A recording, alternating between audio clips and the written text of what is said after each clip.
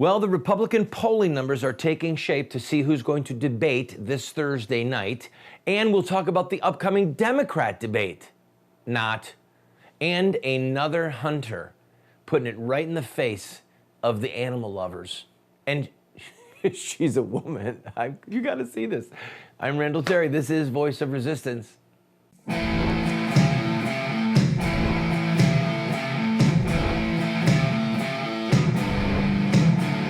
Those who forsake the law praise the wicked. Those who uphold the law resist them. Welcome to the Voice of Resistance. Here's your host, Randall Terry. I would like to ask you to please pray for our son, Michael, who is battling cancer. And for those of you who are part of our new affiliates, I'm so honored to be on your television set.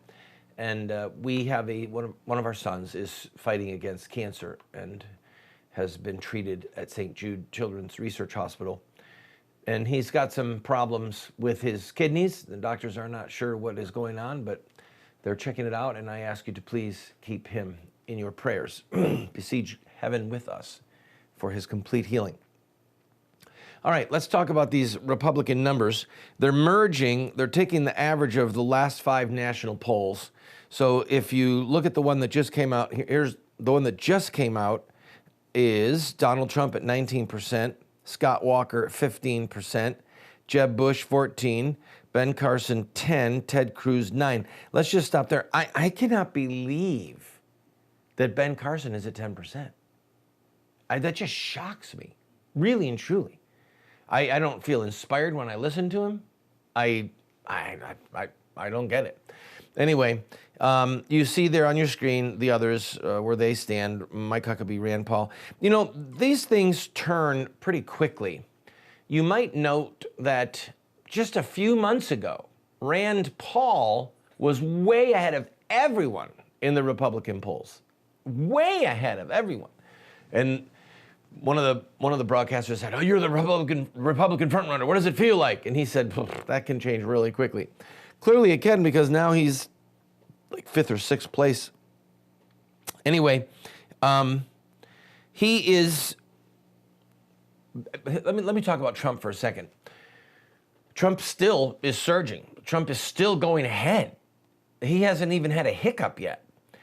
So that means that he's the big guy in the room. And all of these, no one knows what he's going to do.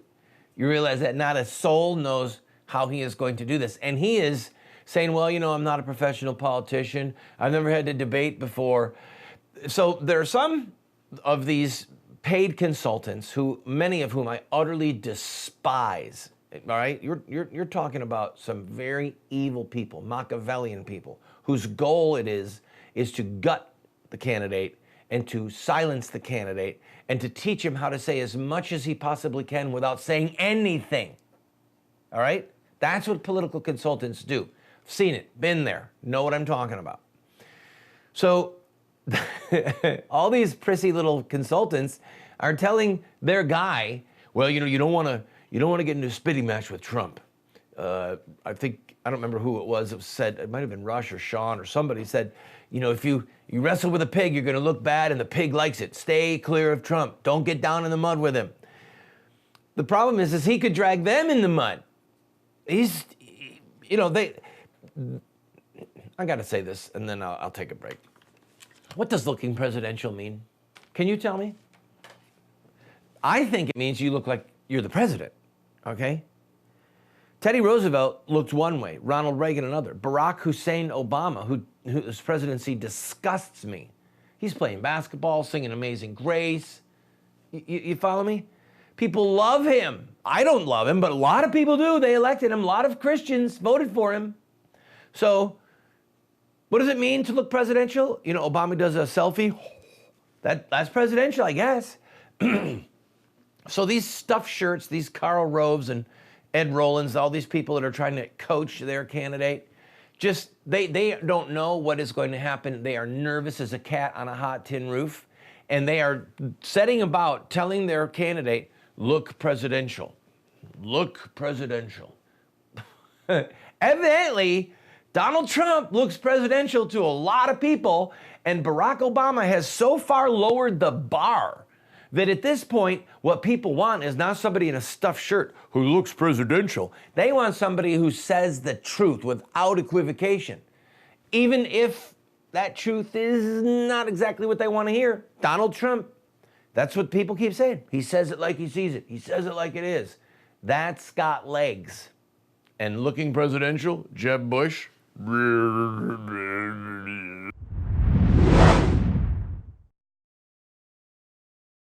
Thanks to friends like you, we have state-of-the-art cameras and state-of-the-art teleprompters and state-of-the-art gear here in the studio.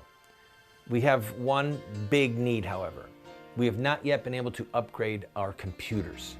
The computers that we use for a television broadcast or to create a documentary are not like the kind that you can just go buy at Best Buy. They are expensive because it takes so much horsepower to create TV series and or documentaries. So I'm asking you, if you want to see this show grow and you want to see us finish the What Would Muhammad Do series, help us get these computers. 3 computers that we need right now are going to be just shy of $20,000. That's the kind of horsepower that we need. Go to the GoFundMe page you see right there, watch the pilot for What Would Muhammad Do, and if you like the show, give us a gift.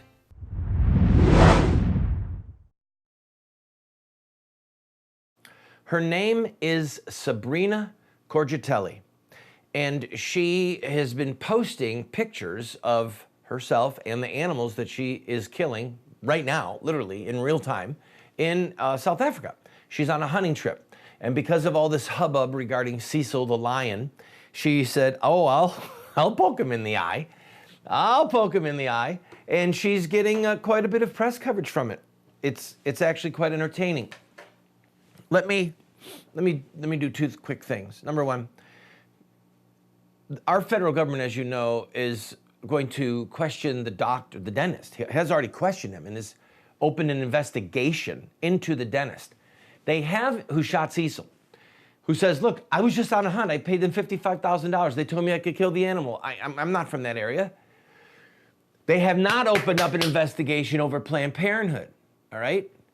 These are despicable, blood-sucking hyenas that are in our federal government. And I mean that with surgical precision. Despicable, blood-sucking hyenas. That's what we're dealing with.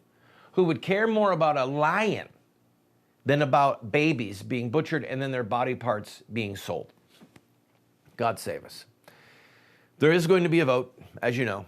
And at the time of this filming, the vote is going to happen sometime today, but we had to film before the vote actually was finished. I'm certain that Planned Parenthood has nothing to fear. Because first of all, they have to hit the 60 vote threshold, but beyond that, they would have to have enough votes to override a presidential veto, and the despicable me Obama, or Barack Hussein Obama, has promised that he would veto any legislation that would defund Planned Parenthood. But it's a good moment of PR. It's a good teaching moment. I think it's, 30 or 40 years late, but it's a good teaching moment, and I'm glad that Rand Paul and Ted Cruz and others have seized on this opportunity to show America how vile and despicable Planned Parenthood is. And in doing so, how despicable our federal government is. Let me tell you something about animals. God said in his word, he said, I've given you all the animals. I've given you all of them. They're ours for food. In fact, think with me, what are the biblical reasons for animals? Or what do animals do to and for us? All right, number 1, they feed us. They're there for food. Number 2, they used to be there for sacrifices. They also were and still are used for clothing. They're used for education. Go to the ant, thou sluggard. You can learn from animals. They testify to the glory of God. They testify that there is a creator. Animals are there for work. The scriptures talk repeatedly about the purpose and the value of certain animals to be beasts of burden, to work. Certain animals protect us, dogs. And now they know that bonding with an animal for some people will help them heal from a disease and will help them live a longer life, literally. So animals serve a lot of purposes, but they're ours. God gave us dominion over them, okay? And the fact that people are more worked up about Cecil the lion than they are about poor innocent human being babies made in the image of God who are being ripped apart limb from limb and then their body parts are being sold shows that there is a sickness of the soul in these individuals and in our culture that it could even get this bad. When I come back from this break, I'm going to run, just for some comic relief, I'm going to run commercials from my congressional campaign way back in 1998. And some of them are funny. And they're Tea Party. They're kind of Tea Party. Hey, I was Tea Party before Tea Party was cool, man.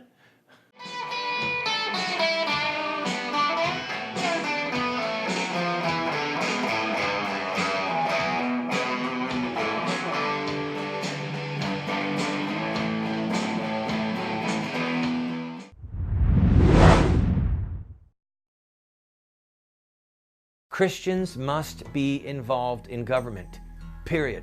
If Christians weren't involved in government, we would not have a United States of America.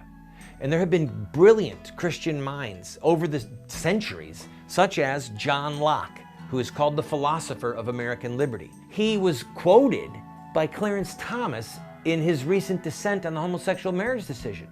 If we don't understand John Locke, we don't understand the founding of America. I want to send you this book and my book, The Sword, subtitled The Blessing of Righteous Government and The Overthrow of Tyrants. I want to send you these two books for a gift of whatever you can afford. Pay the $8 shipping and handling, which does not cover our costs, and then give a gift of whatever size you want, and we'll send you these books. If you cannot afford anything but the $8, can't even afford that, write us a note, and we'll send them to you for free. I want you to have these books so that you can be better equipped to fight in the political arena. Come on, order them today.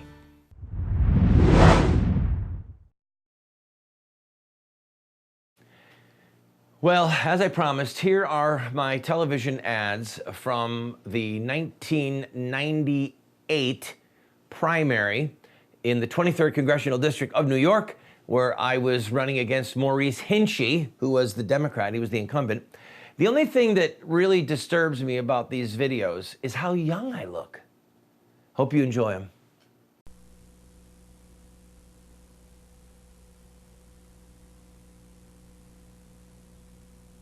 Okay, class, let's review. 1, what you put in, plus 1, what your employer puts in, equals? 0, Mr. Hinchey. Very good, class. Let's face the facts. Maurice Hinchey's new math with Social Security doesn't work. Here's the real deal. Number 1, the government is telling us that Social Security is going to go bankrupt. It's just a matter of time. So I ask the question, why should you and your children be forced to pay into a bankrupt system? That's fundamentally immoral. Here's what I'll do if I'm elected to Congress. I'll fight to maintain the needy elderly. I'll stop the raiding of the trust fund, but I'll work to gradually privatize the whole system so that you and I can control our own retirement funds. Then we can retire with something in the bank, something that we can leave to our children, instead of some paltry check once a month that makes us dependent on the government. Vote for me, Randall Terry.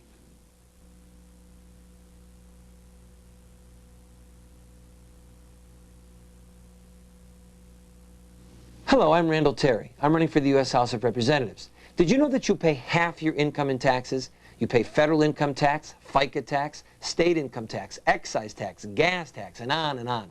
And who's leading the pack of this theft of our wealth? Congressman. Tax time, Mr. Terry. Oh, good grief. If you're as tired as I am of having the government take the shirt right off your back, vote for me. I'll fight for lower taxes. Vote Randall Terry for Congress.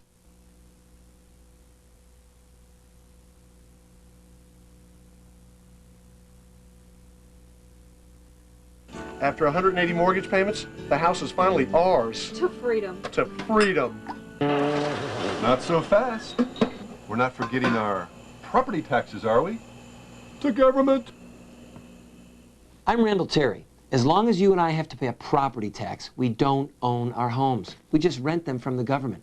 I'll fight to eliminate property tax, and in the meantime, I'll fight to double the exemption because of the property tax we do pay. Vote Randall Terry for Congress.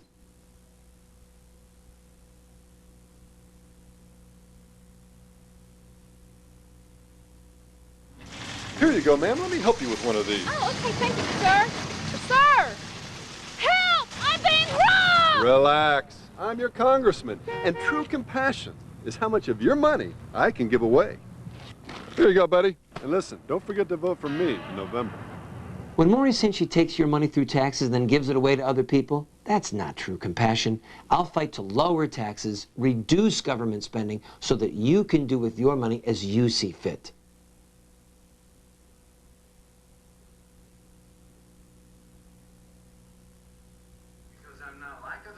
You know, honey, if we keep this up, we're going to be leaving a great inheritance for our kids. Relax, folks. Relax. I'm your congressman, and I'll be here to take another half after you die. I'm Randall Terry. The inheritance tax is totally unjust because you paid tax on your income all your life, and then they're going to tax you again after you die? I'll fight to end the inheritance tax so that everything you leave your children, they get. Vote Randall Terry for Congress.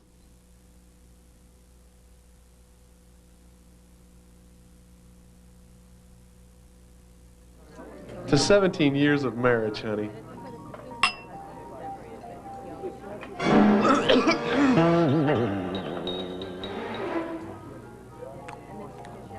Not bad, but I prefer pork. The government takes half your income in taxes because of politicians like Maurice Hinchey. I'm sick of it. I'll fight for drastic tax cuts so that you can keep more of the money you earn. Vote Randall Terry for Congress.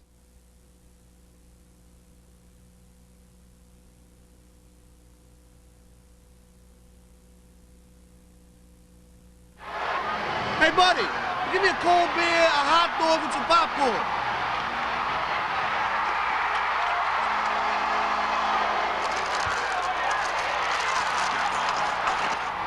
What are you doing, buddy? That's mine. Relax. I'm your congressman, and look, I'm bringing jobs and programs to our district. Remember, when Maurice Hinchey brags about bringing money into the district, he's just serving us the crumbs of what he stole from us.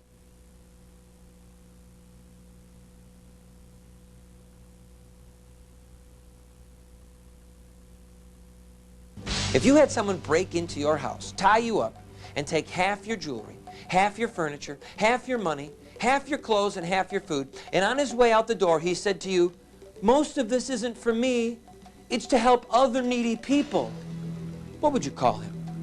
You'd call him a thief. Now, if that same thief got elected to Congress and came around with his IRS agent, and they took half your jewelry, half your furniture, half your money, half your clothes, and half your food, what would you call him then? The honorable thief? A thief is a thief, and it feels the exact same way on your wallet. Whether it's theft outside the law or theft using the law, theft is theft. When I'm elected to Congress, I'll fight for you to keep your money. You earned it, you should be able to keep it. Besides, I trust you with your money more than I trust Maurice Hinchey with your money.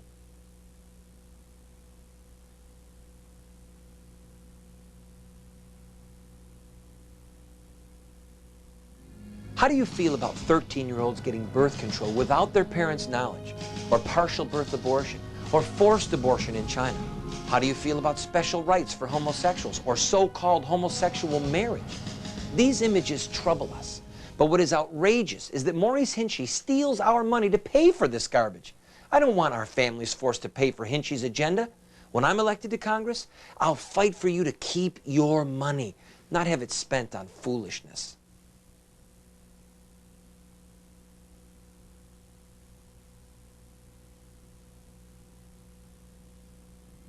Do you own your own home, or hope to someday? Home ownership is essential to freedom. But if you paid off your mortgage tomorrow, you still don't own your home. Because if you fail to pay your property tax, you will lose your home to government bureaucrats. That isn't home ownership and freedom, it's more like medieval serfdom. When I'm in Congress, I'll fight for a constitutional amendment to ban property tax. You shouldn't have to pay a tax to live in your own home. If you just joined us, that was me 18 years ago. And no, I am not running for Congress or any other office right now, but I thought that those videos would give you a chuckle and make a lot of points. I'll be right back.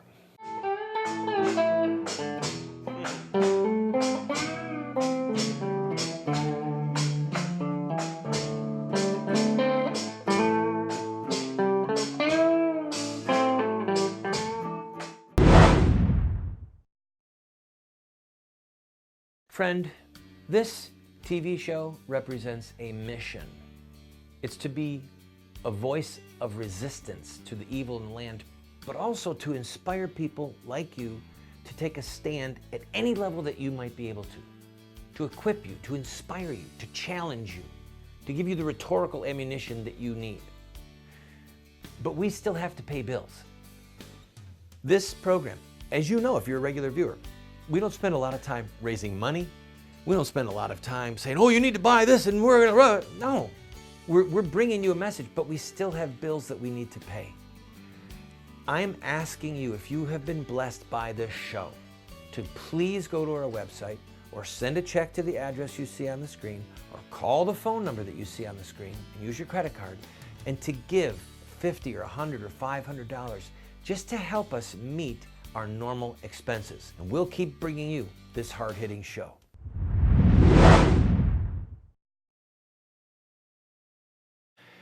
I hope that you are enjoying the program. Hope you like that last segment. Every show that we have ever shot, you can find online for free at our website, voiceofresistance.com. And I invite you to go there. Off the air, Billy Bob asked me, he goes, look, I've never participated in one of these presidential polls. How do they even work?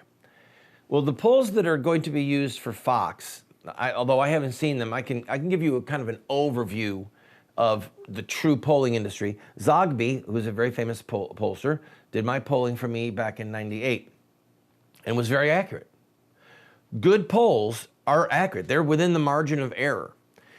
So what they have to do is, number one, they have to find likely Republican voters, and that would mean voters who either have in the past voted in presidential primaries or intend to, say that they intend to now.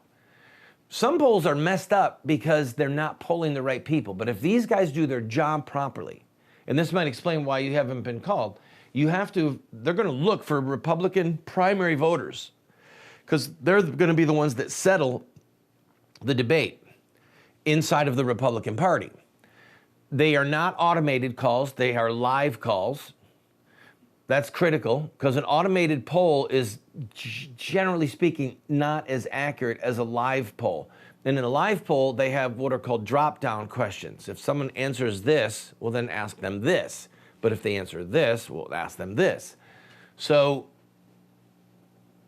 and usually they're under 1,000, right at around 1,000. In statistics, your sample group has to be large enough to reflect the whole group. So, usually there's going to be anywhere from 800 to 1,200 responding. When you start to get higher than that, your numbers will get tighter. Your margin of error will decrease a little bit, but you're still always going to have a margin of error. And some people lie on the polls. That's part of why. By the way, I'll end with this. This is far afield from the Republicans, but recently Frank Gaffney did a poll of Islamic Americans. And that poll is frightening. Frightening. Because it said in the poll, 51% of the Muslims who responded would rather live under Sharia law than the United States Constitution. Even with a margin of error, that's a frightening number. And it also showed that almost 20% of Muslims in America believe that the use of force and violence to implement Sharia law in America was legitimate. That's a frightening number. I beg you for your prayers. We are continuing to go forward with our TV series, What Would Muhammad Do? If you want to see the pilot of the first show, go to gofundme.com/Randall Terry. I thank those of you who have contributed to help us get this series done and get the equipment bought that we need to. I'm happy to tell you we purchased our first computer for the studio. We've got 2 more to go. So if you can help us, please do. Keep us in your prayers. And again, take advantage of everything we have on the website. I'll see you tomorrow. God bless you.